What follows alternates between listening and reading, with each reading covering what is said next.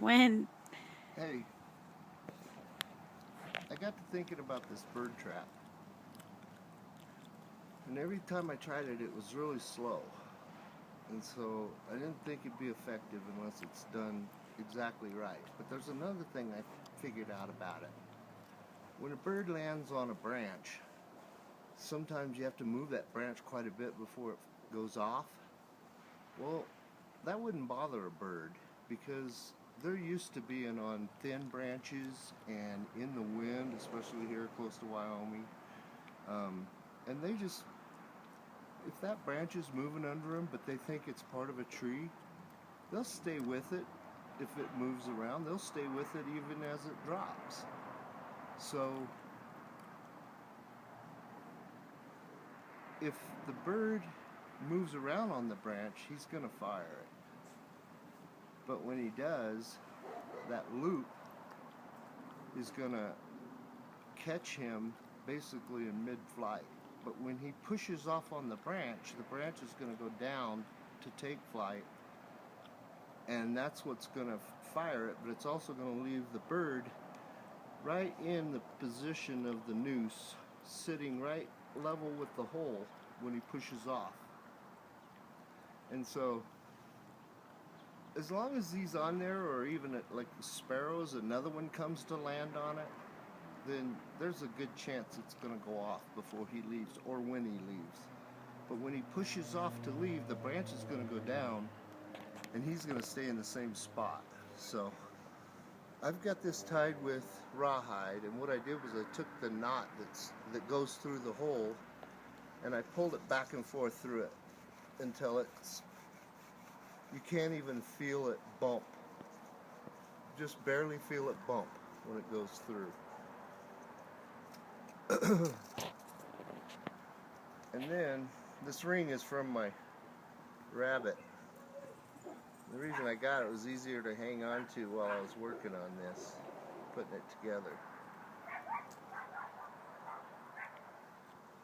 But I'm going to try a band of that elm bark, just a band, one band of it, because blunt tip, not pointed. Pointed takes way too long for it to go off.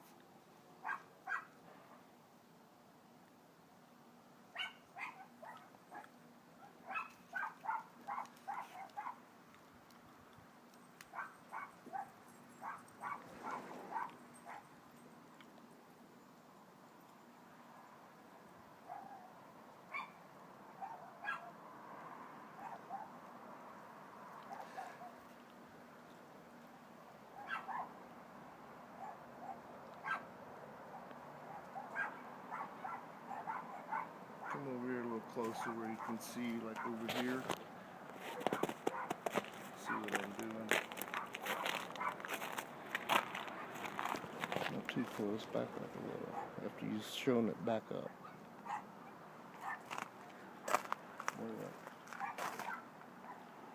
Okay. Also out back, because of the plant challenge, was watching the birds. They were eating on these little buds. So I sprinkled a bunch of them around the base of it, and a bird's going to come in, but he's going to want to look first because he's vulnerable on the ground. As long as he's up off the ground, he's pretty safe. So back up so you can see the spring pole. The spring pole's tied on the tree. The little bird comes into land. Now you need to get a little closer. Right here, where I'm pointing.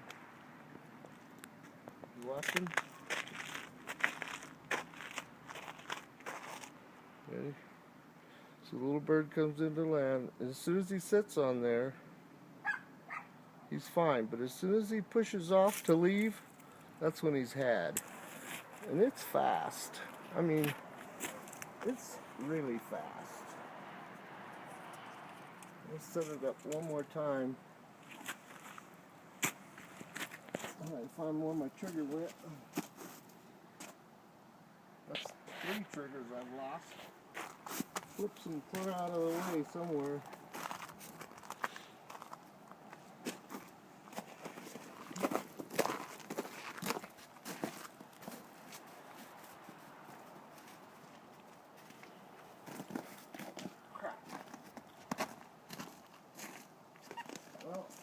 make another one here real quick.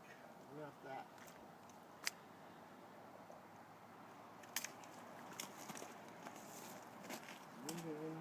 Zoom in.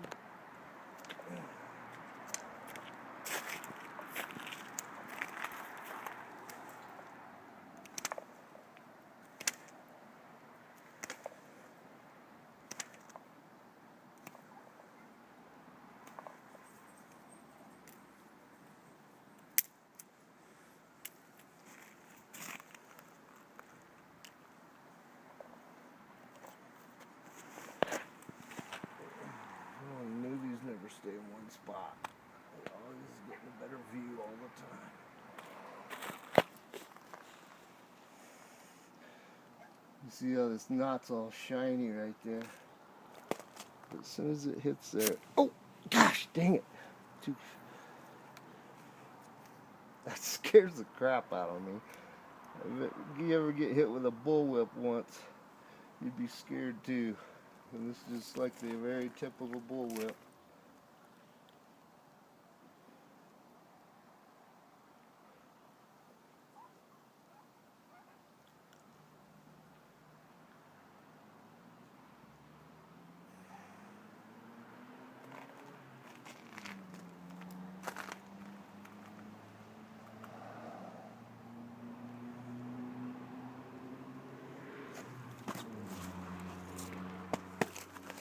So a bird comes in and lands. God, I can't even get the stick on it. And he sits there for a minute.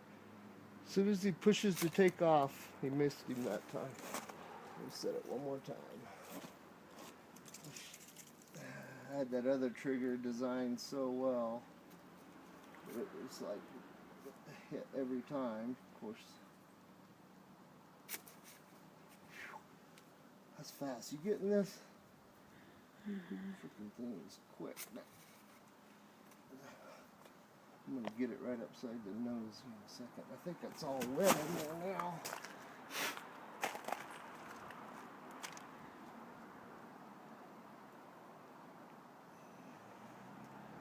Yeah, I knew my loop wasn't quite right. This rawhide's pretty amazing.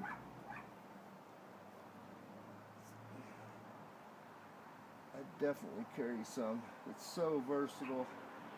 Dried's different than wet. You can wet it, dry it, wet it, dry it. Okay, so bird comes in and lands. Sits there for a little bit. Decides to take off.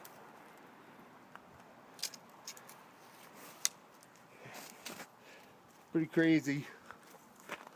So that's it for my bird trap, but I was going to show you something real quick, and I probably will if I got time, is some more of this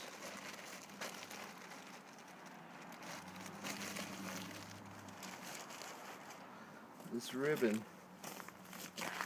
This is from the elm tree. So I'm going to take a quick second, and instead of weaving it, I'm just going to twist it up enough to get it through the hole and reset this, because I'll bet you this is even faster than that. That's fast, but this is so light, and I think it'll take the abuse. Oh yeah, this stuff's amazing. But I think the reason the Indians didn't use these with leather is because this stuff's faster. So let me tie it up real quick. Just hang on a second. Get this out of the way. One thing about this rawhide, when you tie a knot when it's wet, if it dries on you, forget it, unless you got good teeth or a good pair of pliers. So David, sorry to hear about your cow. Justice is all swelled up today. Went to the hospital, he got some kind of allergic reaction. It's like, geez. But I know they're not going to give up, so.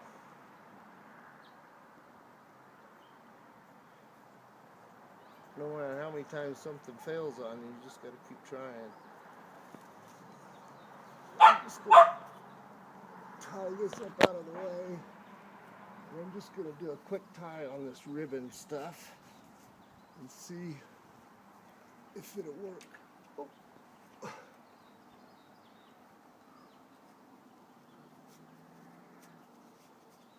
And this is just elm bark, hasn't been twisted or nothing. It's just the ribbon. And I'm just making simple knots.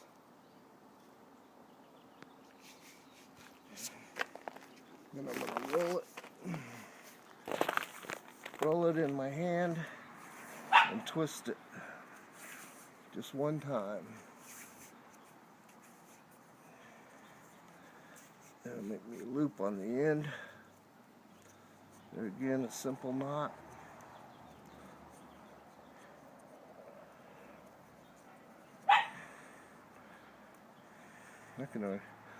Oh shoot, I gotta put it through there first. Crap. I don't think you can tie this stuff forever and ever, but ever since I did that bow drill with it, it's got me convinced it is a very viable source of cordage.